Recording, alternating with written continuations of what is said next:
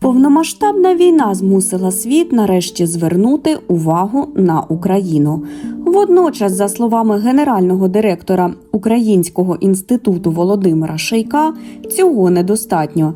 Сьогодні важливо наповнити цей інтерес глибшим знанням про українську історію, культуру та ідентичність. Саме культурна дипломатія нині стала не лише інструментом представлення країни, а й складовою національної безпеки. Світ нас побачив, і це зараз для нас справді найважливіше. На жаль, для цього знадобилося ціле повномасштабне вторгнення Росії для того, щоб світ справді звернув на нас увагу. Але зараз наша задача наповнити цей такий дуже поверховий погляд змістом. Так? Тобто нас бачать, нами багато хто захоплюється, багато хто нас не розуміє. І тому задача України просвітити, скажімо так, людей, які про нас недостатньо ще знають, і розповісти про себе через культуру. Для цього і потрібна культурна дипломатія. І вона не лише частина суб'єктності України, не лише вона її формує, а це частина сьогодні нашої безпеки, нашої національної безпеки, тому що підтримка України напряму залежить від того, наскільки нас означають через культуру як справді окрему суб'єктну націю зі своєю історією, ідентичностями, культурою і мовою. Український інститут реалізує десятки міжнародних проєктів – від показів українського кіно й виставок сучасного мистецтва до співпраці з провідними університетами світу. Особливу увагу приділяють розвитку україністики та кримсько-татарських студій за кордоном. Одним із найбільших проєктів останніх років став масштабний сезон української культури у Франції, який охопив десятки міст та сотні подій.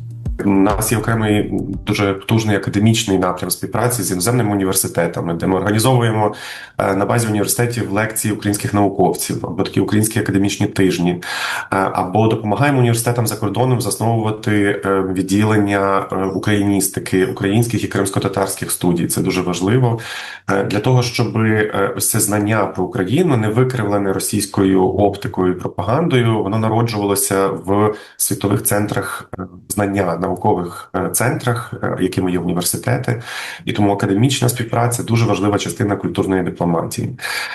І, власне, серед мистецьких проєктів, якими ми займаємося, флагманським проєктом нашим цього року став сезон української культури у Франції, який тривав 4 місяці, завершився в квітні цього року. Понад 200 подій у 40 містах Франції, які справді охопили всю країну і привернули надзвичайно велику увагу до України серед медіа, серед політиків, серед широкого загалу. Попри поширену в Європі думку про те, що культура має залишатися поза політикою, необхідно пам'ятати, що під час війни вона може ставати інструментом впливу та пропаганди.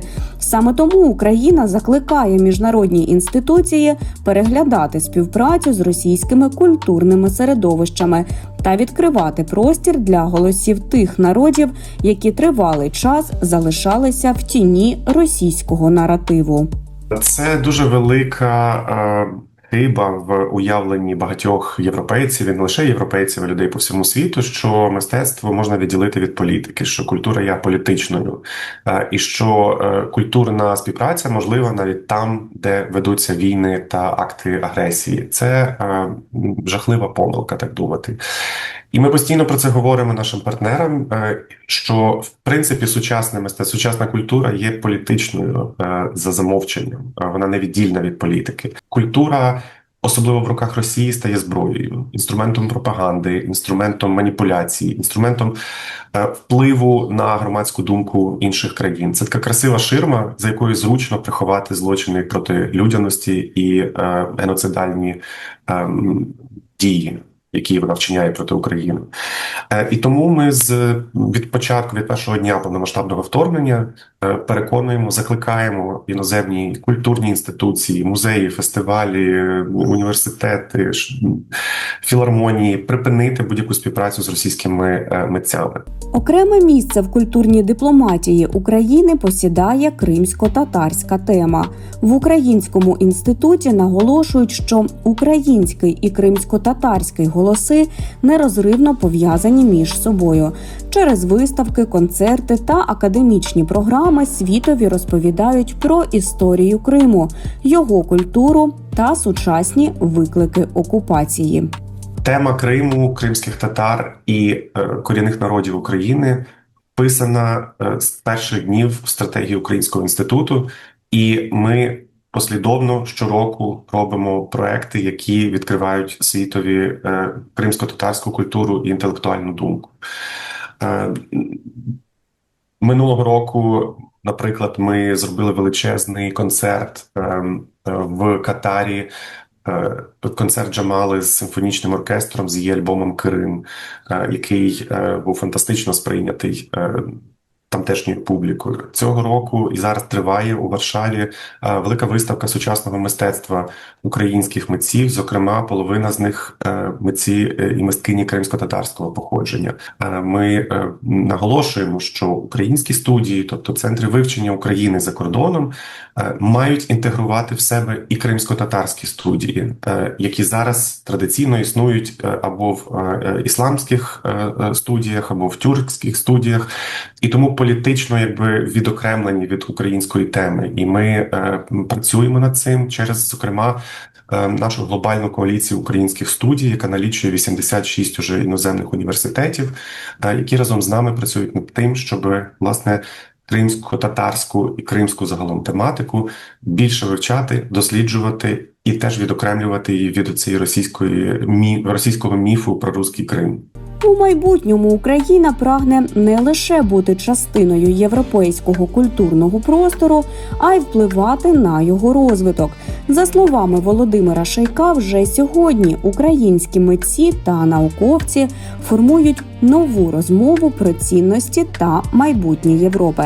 А через 10 років Україна має стати невід'ємною частиною культурного ландшафту континенту. Україна вже витворює нову європейську ідентичність, і думаю, що ми тут можемо мати таку лідерську роль. Так? Ми можемо вести за собою решту Європи в розмові про те, а якою нам бути, яка Європа нам потрібна разом, так, якими ми будемо, як ми збережемо європейський проект, як ми інтегруємо туди Україну. І мені хотілося б, щоб на головних культурних подіях, просторах по всій Європі Україна вже була присутня за замовченням, тому що без нас уже там не можна.